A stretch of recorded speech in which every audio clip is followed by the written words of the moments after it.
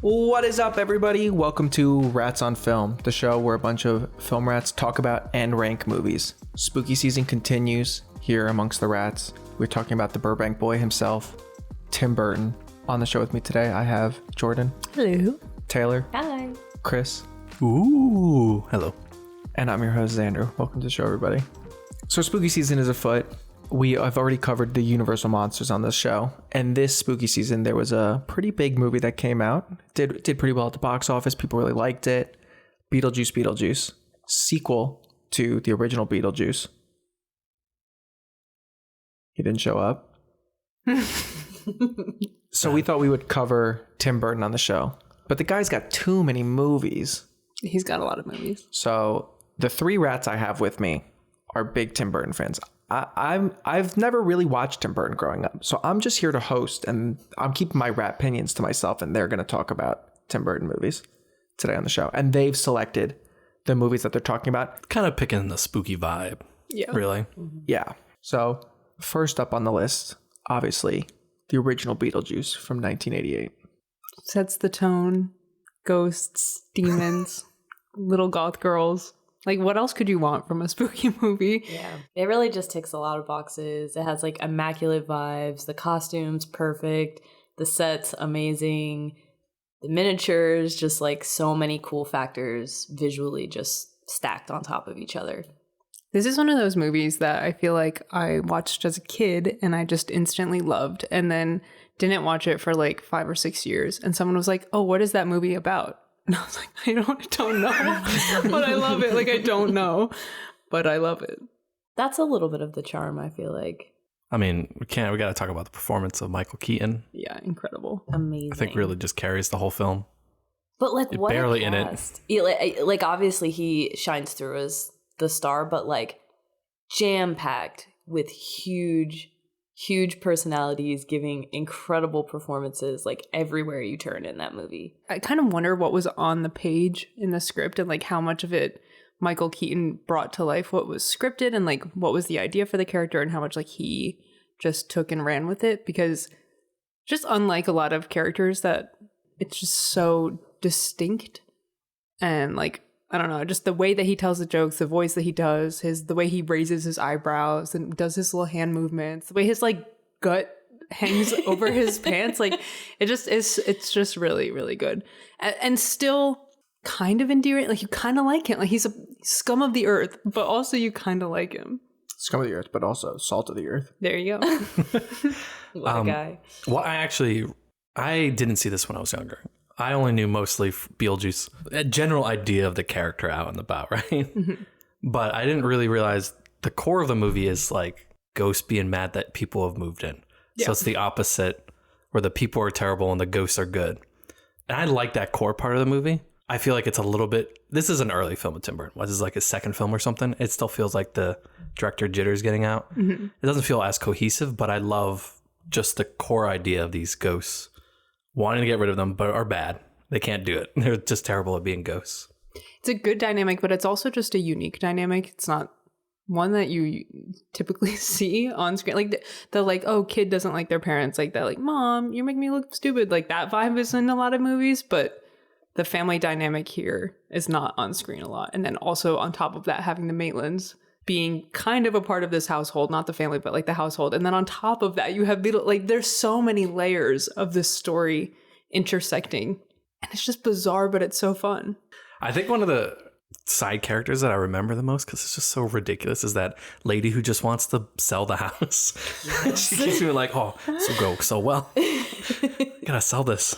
I think that is something that Tim Burton does really well, and we can talk about it as we go through some of the movies, but like having side characters that maybe aren't super prominent in the story, but like stick with you. You're like that guy. Like, I might not remember his name, but I remember like every line he said or she said. I feel like it's something for people who like campy movies, because I mean, Xander doesn't really like campy movies, and I've heard him talk about movies like this where like that kind of stuff kind of sticks for you. It seems like you're like, oh, like a real person wouldn't act like that. Why are they even in the movie? But if you like campy things, I agree with you, Taylor. Like, it makes the movie more memorable. It makes the world that Tim as a director is creating feel more unique and just more of a world itself than not that's like separate from our world. It feels animation. Yeah. Which he came from. So Yeah, like it clear. fits into his journey of his, truthfully. I think the vibe also allows the actors to make really wild, really bold choices that they wouldn't be able to make in something that was like even a fraction more grounded. You know, when every single component is really just off the wall, you can do things like you see in these movies where you're just like 10 out of 10 for an entire scene, no breaks, like no stopping, and you can just kind of like roll with it and see what happens, which is fun to watch sometimes. Absurdity continues into like the afterlife. Yeah. And this idea of just take a number. Yeah. Just the mundane, boring crap. Like I Which feel is kind of it's so good. Yeah. When you think of the afterlife, you think of like heaven and hell, and then in reality, in this universe, it's literally just like a government building. Yeah. Like, it's like your worst Which nightmare. I mean, yeah, pretty bad. I also love the ghosts too, like just like the way they've died, the woman who's cut in half, the guy with the shrunken head. Like there's so many of them that have just become such cultural touchstones, and they are on screen for less than 5 minutes, most of them. Yeah, to chime in on Jordan's point about me not being into campy movies, I feel like what I would say about Tim Burton is that he's very specific. He's one of those directors that has a super unique and true to himself style, where if you're into that, everything you're going to buy in and everything's going to rule. And if you're not into it, it's hard to get past that entry point. I think it's a cool thing for there to be specific directors. It makes the art world a better place when people are making specific things that appeal to specific people. Something doesn't have to be wide appeal or mainstream to be good. there is an audience for it. Yeah, absolutely. I feel like Burton, out of most of the people who have a specific style, has been one of the more successful ones. Yeah. All right, so starting out on the top of the list, Beetlejuice. Moving on then to Oh, the you don't next know. film. Maybe we were going to put it somewhere else. You're going to start at the bottom? There's only two options. No, I just didn't like the assumption. Next up on the list, Edward Scissorhands, 1990. Edward Scissorhands is a film that I did see as a kid, and it stuck with me. It's, Same. yeah. I feel like a lot of these movies, but specifically these two, were like seminal viewing for me as a child, like movies that had extreme impact on me growing up and just like the way I think about movies and all of that kind of stuff. What I think this one has that Beetlejuice doesn't have is a real good emotional core through line with Edward and even with Winona Ryder's character and the whole family in general. This outsider storyline breaking into this very, it's like 50s pastiche, but it's kind of modern kind of town that they're in, and just like how an outsider fits into this world and just the reactions of other people. It has this core emotional beat that I think works really well. I think it's a theme that comes in a lot of Tim Burton movies later in his career, the like outsider loner type guy. I think I agree with you, Chris, like that no matter what type of movie it is, it's a relatable theme, like because everyone at some point in their life feels like an outsider. And with Edward, like this obviously is a pseudo adaptation of Frankenstein, right? Like yeah. there's no getting around that. But it kind of is a more modern approach with like a fresh teen take. Yeah, if you listen to the Monsters Universal Monsters podcast, we talked about Frankenstein being like a tragic character. And in this, it's almost highlighted more so that it's tragic because he does like straight up communicate with everyone and they do welcome him into their society. That's the worst part. Yeah. And it's really sad too, because when he does end up leaving at the end, the family still like very much cares about him, and they just have to like, you know, say their goodbyes and let him go back up the mountain. And it's just kind of, it just works really well. And also like this, I think it goes back to Tim Burton's feelings at his childhood, because it has this idea of this town embraces him because he's different and new. And they're, even in the beginning scenes where the mom's going around trying to sell the makeup, they all are into the gossip or the news or something new or something fancy that they can all talk about, because they got not much going on. It's just the same thing. Work, hang around. They have nothing really. It's just the same thing every day. So something new coming in, they're all very excited for. But then once he does a few things wrong or even rejects them, they're done with it. And I think that's one thing that also works well in this movie is that there is the juxtaposition of Edward being an outsider to this society. And then also as an audience, we see her going door to door as an Avon lady, and we're like, oh, I know who this woman is. But then once she integrates Edward into her house, like she actually is nice, like, and she does welcome him into her family. So it kind of seems like Edward's not what you'd expect him to be, but also Kim's family is not what you'd expect them to be either. Like the rest of the town is pretty stereotypical and very like base level. Like they welcome him and then they're mean to him, but there's like that added layer. We got to bring up his look. Yeah. It's great. Incredible. It's incredible. But then also when like throughout the movie, when he like cuts himself with his hands and just the way that the makeup looks and how he has all the scars on his face already, like there's just so much intention there. And it's, again, not really like any other character because he is like a Frankenstein, but he's also not. It's kind of like Pinocchio a little bit too. Yeah. Like Vincent Price wanted to make him like a real kid. Yeah. Mm-hmm. Also great performance, last performance, I guess, of Vincent Price. Yes. Yeah. Classic horror icon. If I was going to give my 2 cents on Edward Scissorhands, I would say that of the Tim Burton that I've seen, I find this one to be the most endearing. I feel like I have a lot of barrier to entry a lot of times with the camp of what you were saying, Jordan, of it's hard for me to buy in and feel like these characters are real and relatable. And I feel like this one does a really good job of getting into that space of empathy for Edward. I think there's something so tragic about someone who literally has weapons built into his body who's just trying to do good. And at first, the rest of the world sees the good that he wants to share with the world. And then once they don't, they just see him as the monster that has the weapons and they don't trust him anymore. And he never wanted to be that. And I think that is just like such a strong, like everyone has some power to do harm and some power to do good. And it's like the way that society reacts, just so tragic and heartbreaking when everyone turns on him and those stupid teenage boys. This film is very campy, but I feel like it's one of the more intentional ones of his films, where I feel like it's definitely on purpose because you want to be in Edward's, you want to understand him, and he's such a strange character that it would be very hard for you to get it. But if you allow the outside world to be super strange, super campy, it allows you to look at the normal world as the weird part, and Edward as kind of your way into this world. I feel like that's how the camp kind of works very well in this film. Yeah, you're kind of seeing this neighborhood through Edward's eyes. Where do you guys want to put Edward Scissorhands? Edward Scissorhands is above Beetlejuice for me. I'll agree with that. Yeah, it's above Beetlejuice for me. All right, unanimous from you guys. So next up on the list then is Ed Wood, 1994. Just like Edward Scissorhands, but I think even more, I feel like this one's characters not just feel most real because they are technically real people, but feel not even grounded, but you connect, I feel like, with them even more in this way of these like weird, also classic loner characters. Like Edward is not a loner per se, but he's definitely outcast. People don't really understand him or understand his art. Bella is going through a lot of hard times and he used to be popular. Now he's not, and he's kind of struggling with that. You kind of understand what they're going through, even if the film doesn't pretend that their stuff was good. No, it doesn't pretend, but it shows that they cared and they wanted to, and they were having fun and they were trying stuff, and there's no real harm in that. It humanizes them.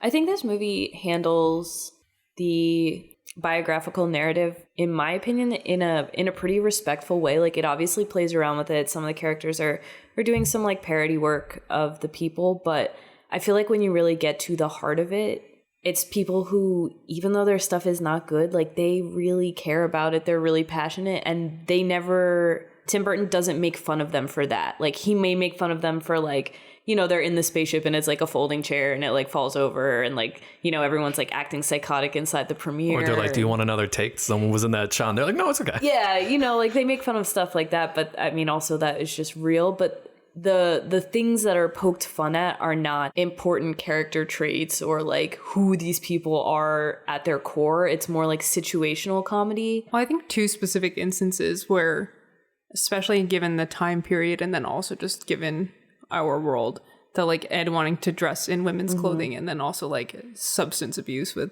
Bela Lugosi. Yeah. So I think both of those instances, I don't think that Tim Burton shows either of those characters really in a light of being weird. They're just those characters, and they just do things. And I think the other characters are somewhat like accepting and act human toward them, and which grounds it also. There's a chance that another director making a movie about this subject matter would have done it very differently. Yeah. I think it works on just the character level more than some of his other films do. A lot of them are about the production or the story, and that's, I think, all good in film. Like, you don't need to really have super strong characters, I believe, in film to work because it's a visual medium.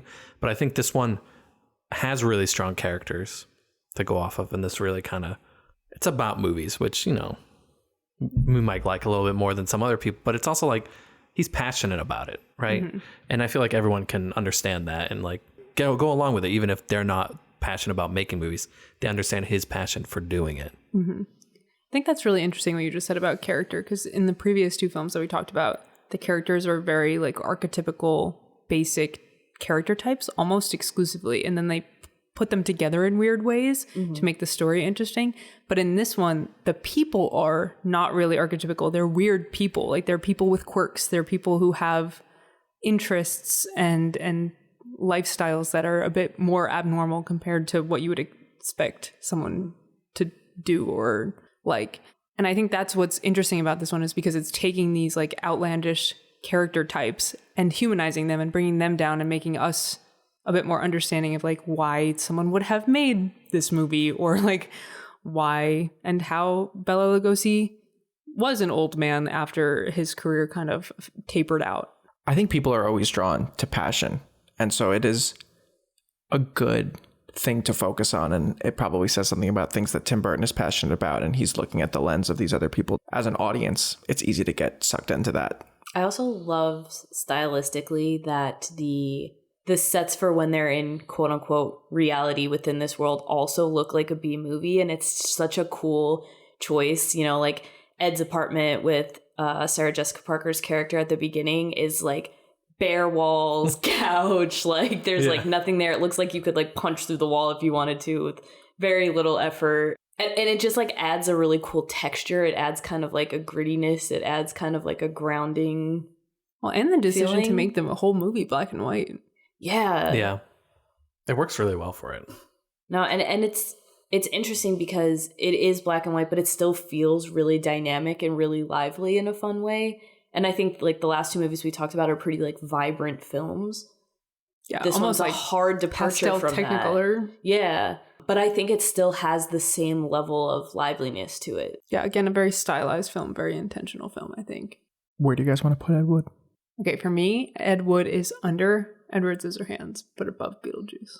I would agree with that. Well, I'm already outvoted, but I would put it above Edward Scissorhands. All right. Good to know, Chris. I love Ed Wood as a film. I do too. It's really good. Next up on the list, Sleepy Hollow, 1999. Better keep your heads for this one. It's crazy that we talk about Tim Burton spooky vibes, but this is the first one I feel like is really actually spooky.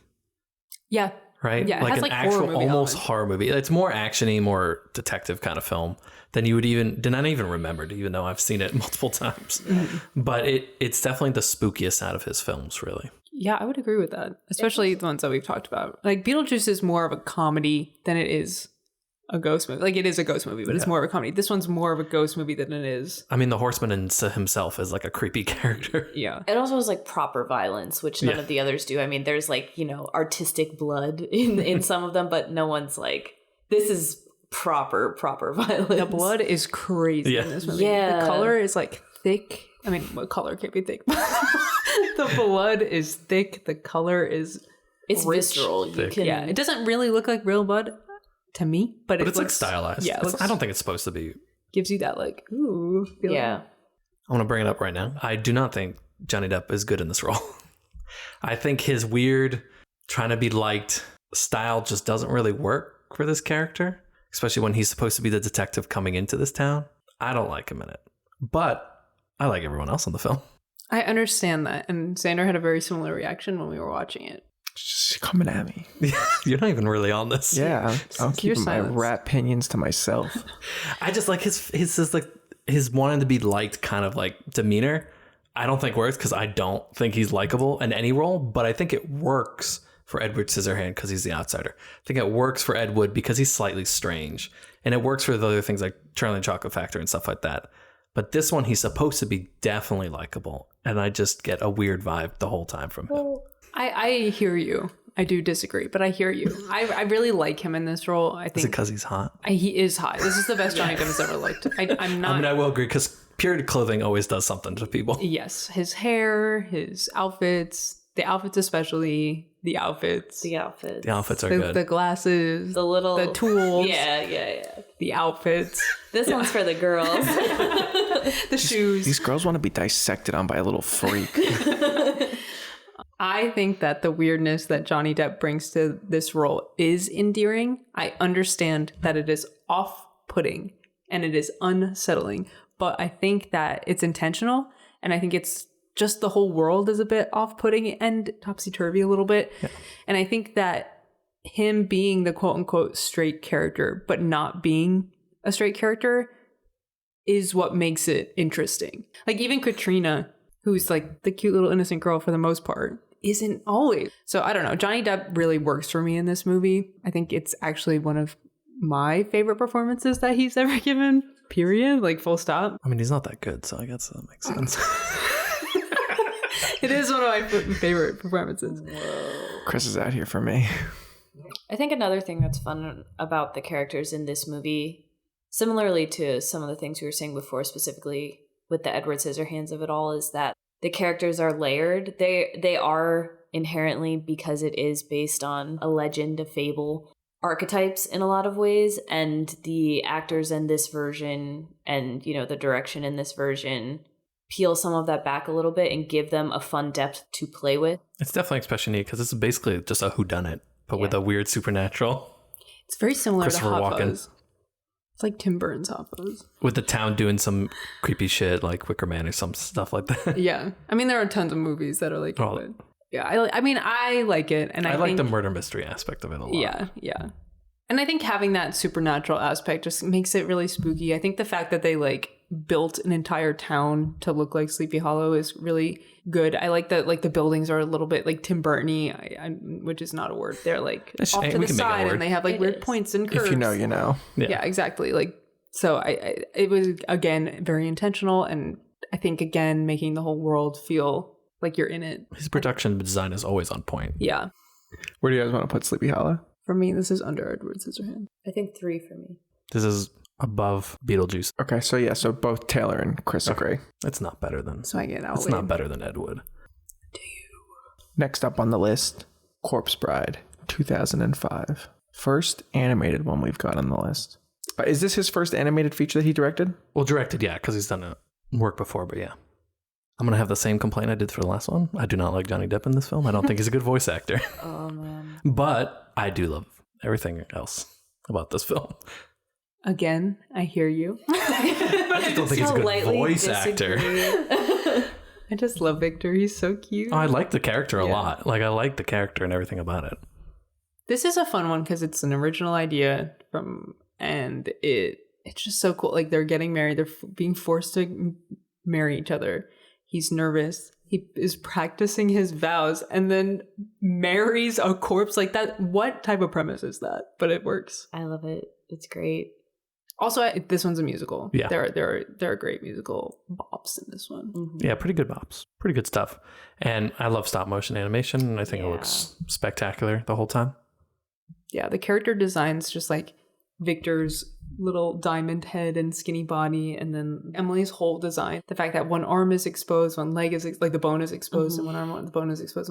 Her little worm. One thing I really love about this one design wise is that the real world is grayscale and the afterlife is really bright and vibrant and colorful. And I think that's like a fun. That's a good way to differentiate and like, make you care more about the afterlife. Mm-hmm. Which is kind of similar to Beetlejuice, honestly. No, I mean, that's great. Yeah, that's very true. Stop motion animation is such a time consuming art form. And just the end result of this movie, just the way that it looks. Chef's kiss. I think it's also really cool that we're now in like a different medium for him directing wise based on the other movies that we've talked about. But the style is still there. It's very still easily recognizable as him, which I feel like, you know, is impressive. You're basically doing something completely different, and yet you immediately see it and you're like, oh, I know who did this. I think this one too, this movie is spooky in the same way kind of that Sleepy Hollow is spooky. I think the real world is more spooky in this one than in Beetlejuice. Like the world, like the Victorian era, like the Gothic castles. They're all I don't know what era it is. He'd probably just die from, I don't know, drinking water then. Yeah. Like, it looks like he would. Yeah. They also look like they're on the brink of death. Yeah. So, he should just accept it and just go for it. Yeah, Victor has not had a full meal in ever 200 days. No, ever. I don't think ever. Never. So I think this one has good spooky energy and is a good one to watch this season. Yeah, we talked about it a little bit too, but like the music is great. Some of those songs are just so catchy. And some of them are just really pretty too, there's like a good balance, which I feel like does not always happen, especially in animated films. Sometimes there's sort of like every song sort of sounds the same. This has very like different, exciting, interesting music. There's a journey in the musical story here. I kind of wonder if Tim Burton made Corpse Bride because he was so mad that everyone thought he directed Nightmare Before Christmas. I don't think he was mad about that. I mean, yeah. Well, I don't think I would be mad if it said Tim Burton's Nightmare Before Christmas and you got credit for someone else. I think I would be mad if Disney pretended it didn't exist until it started becoming popular. Yeah, that's very true. I'd be mad if I was Henry Selick. I mean, he should be mad. Rats on Henry Selick coming soon. James and the Giant Peach. Best movie ever. So good. Where would you guys put Corpse Bride? I'll go first. I'll put it above Sleepy Hollow. Okay. It's below Ed Wood for me. Below Ed Wood, so also above Sleepy Hollow. I think I'm going to put it last. Oh, so it does matter. I think that makes sense. It does matter, though. Yeah, she can weight it down. a peg. Sorry. I'm not unhappy about that. I say that because I feel like Beetlejuice had more cultural impact on my life growing up than this did. All right, next up on the list, Frankenweenie, 2012. So this one's interesting because it's another stop motion animated one. It's also a remake of his first live action short film. Mm-hmm. And it's an adaptation of Frankenstein again. So it's a lot of things. It has a lot of things going for it, and it has a lot of things not going for it, I think. We're talking about Frankenstein a lot recently. Yeah. I think Tim Burton might like Frankenstein. He's just like me for real. I do really like this one. I think it's less successful than Corpse Bride as a story, but I think the heart of it is stronger, and it makes me weep. Oh, I was just about to say, so I just rewatched this, and I hadn't seen it in years. I was crying probably 60% of the movie, and not just like a little crying, like tears streaming down my face, like pause, get up, get a tissue. I saw this for the first time, and I do actually think emotional core is better than Corpse Bride. Yeah. You hadn't seen it before this? No. I just somehow missed it and then just never got around to Did you like to watch it. Yeah. I think something that's cool stylistically about this one to me, comparing it directly to Corpse Bride, is Corpse Bride feels very maximalist. Like all the worlds are very like there's something in every single space of the screen. Like there's not a lot of negative space, like everything, even the character design, like it's like patterns on patterns on patterns on patterns. In this one, this is like a little bit more of the Ed Wood B movie. Like this one leans a little bit more into the simple, like the houses are very much back to the Edward Scissorhands of it all, like kind of tract homes, little square lawns. Like there's not a lot of over design. Personally, I love that. It's something that I feel like we don't see very often in animation, specifically in stop motion animation. I feel like a lot of stop motion animation, which I love, is very heavy on like details and like making sure there's something crammed into every space of the frame. It feels like the old Universal monster films that it's obviously trying to emulate. Mm-hmm. Not everything's always happening. Yep. And there's like static shots, like, you know, there's kind of like where you feel like we could be done here, and then it like cuts. Yeah, it feels intentional. Yeah, and it's not only in like the production design and the design of the characters and the rooms and everything. It's like in the storytelling. Also, there are moments where it's like just Sparky being Sparky for like a full minute, which is like long when you watch a movie, right? Like a full minute of just a dog walking. Yeah, like it's a slower paced movie. But I think the characters are really interesting. They're a bit more archetypical again, but they're weird. Like they're all weird archetypes. I mean, there are some great visual bits, like the bit with him when he has like the fish skeleton and there's like there's no fish in the bowl, and then they hold it up to the light and there's like the shadow effect of the fish. I also love when the dogs kiss and then she turns into the bride of Frankenstein. Yeah, with a very specific spark, yeah. Up the fence. So cute. Yeah. I think it's fun that like the kids are playing parodies of like classic monsters or, you know, classic horror icons that we know and love. Like even some of them are doing the voices or they like visually look like directly like them. Yeah, which is just really fun. I think it like plays and subverts genre in a fun way that's like, if you know, you know, but also you could be a kid and not know and still just be having a good time with the story. In the same way that Edward Scissorhands was kind of like, what if Frankenstein was a teenager? This is like, what if Victor Frankenstein was a child? Yeah. Like, what would he bring back to life? Obviously, his pet that just passed away. It's tragic. Most kids who have pets experience pet death in their life, and everyone goes through that, and it's traumatizing. So I think that it's like a relatable thing. It's also something that like you understand why Victor does it because most people have been there, and it gives that emotional through line to the story. Like Sparky is so cute and so sweet, but also everything has to die. I love the little bits where like Sparky falls apart and he's just like, I can fix that. Like when his like ear just falls off, it's like it's so great. like the fly comes out of his little Oh, yeah. It's cute. The situations are insane and not anything that you would ever experience, but the stories are very relatable. I think because of that, because they're not to such extremes that, you know, you're like, oh, I know what it's like to be that kid. I know what it's like to be that guy or that girl or whoever. Also cool that this one's also in black and white. Oh, yeah. It looks really good. Not a lot of animated movies in black and white. Yeah. Where are you guys putting Frankenweenie? I'm going to put it above Sleepy Hollow. This may be a hot take. I'm going to put it above Corpse Bride. Okay. I said I'm going to put it last. Chris put it above Sleepy Hollow. Taylor put it below Sleepy Hollow. Jordan put it last. I feel like Taylor's So yeah, it's going to go where Taylor's is. Yep. All right. Last up on the list, rounding out with the newest Tim Burton, Beetlejuice from 2024.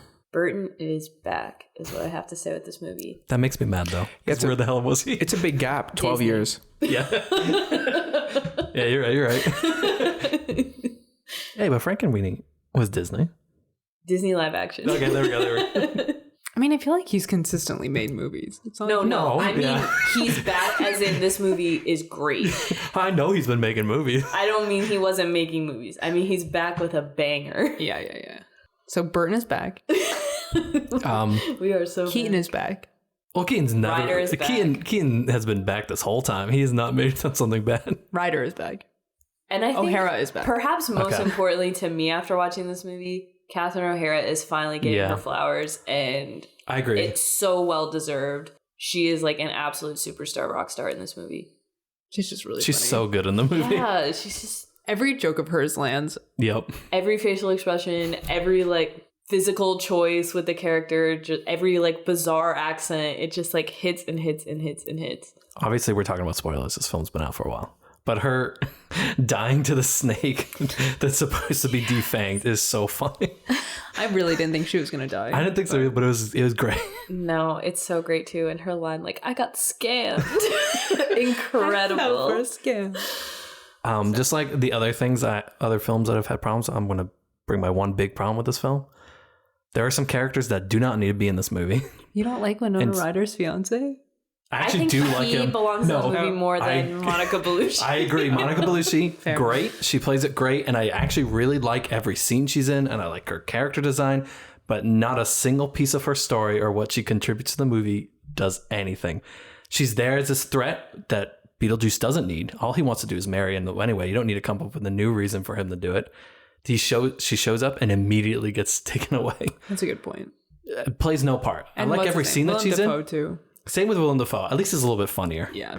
But both of those characters, sadly, have no place in this film. And I think would make it a little bit better if they were not in it. I feel like they both should have been like Danny DeVito level. Yeah. In a scene. Doing they his look thing. great. The design the is makeup, great. And like their performances are great. Everything about that. It's not necessary. The Monica Bellucci like building herself up. Oh, amazing scene. Yeah, the music incredible. sequence. I wish that came to fruition. I wish it was meant anything. Yeah. Because she shows up and then gets dispatched immediately. But also it adds the thing that I don't like, which is to give Beetlejuice an origin. Which I don't like because I like the idea of him being this demon that's been around forever. And also the scene is funny and it's really good. But I hate that they did it.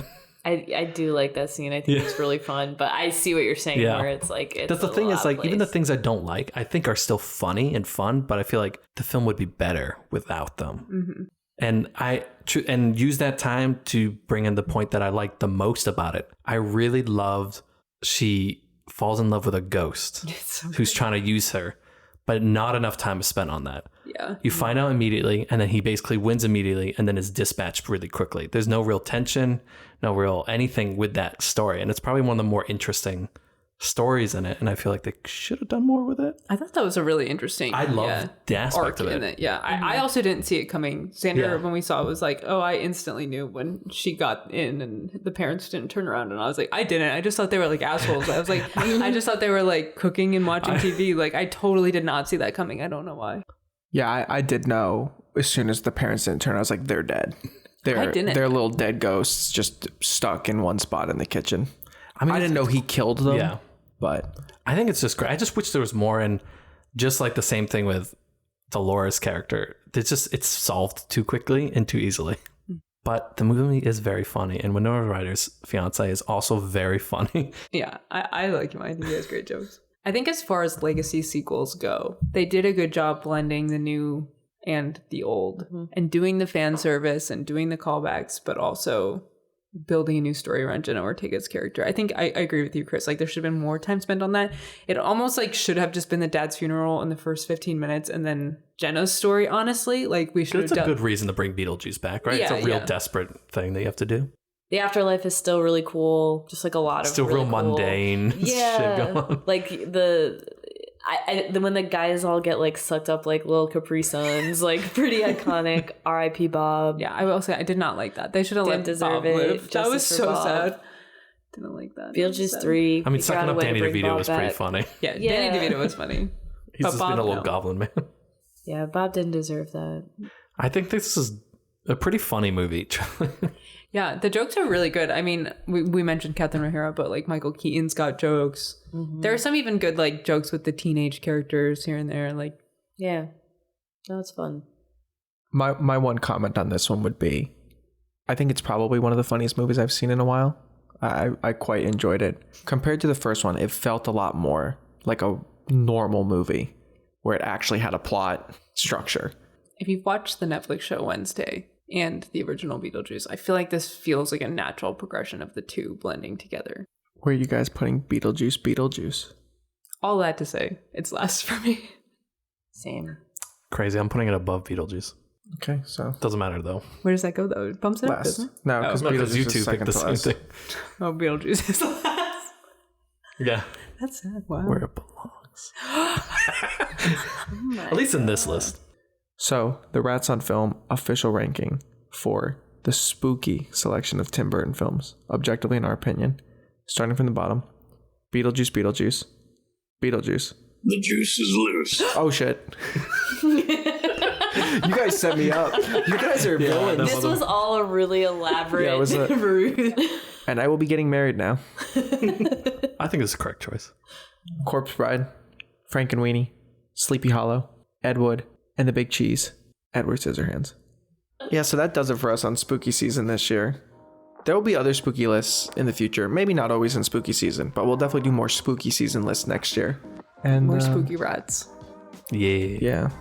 Thanks for listening to Rats on Film. Tell a friend about the show where a bunch of rats talk about and rank movies. You can follow us wherever you get your podcasts, Apple Podcasts, Spotify, YouTube, and you can follow us on social media, Rats on Film Pod. We'll post this list and all the future lists we make on Letterboxd. And happy Halloween!